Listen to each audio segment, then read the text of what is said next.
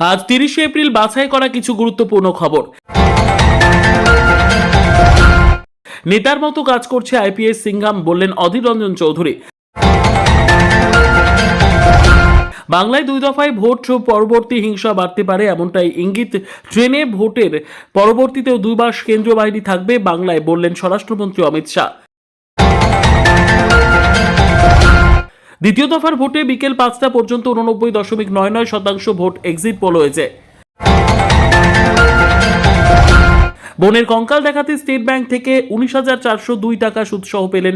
Social মিডিয়ায় খবর viral হতেই নড়ে বসেন ব্যাংক কর্তৃপক্ষ।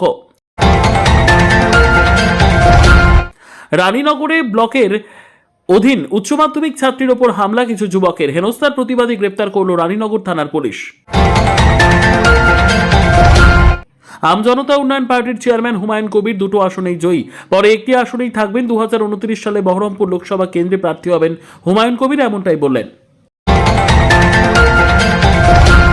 বেহালার বরিশা জনকল্যাণ স্কুলে ভোট দিতে এলেন প্রাক্তন ক্রিকেট প্লেয়ার ও ইন্ডিয়ার প্রাক্তন অধিনায়ক সৌরভ গঙ্গোপাধ্যায় ও ডোনা গঙ্গোপাধ্যায়। ভোটদান শেষে সাংবাদিকদের সামনে বলেন, ভোট ভালোই হয়েছে।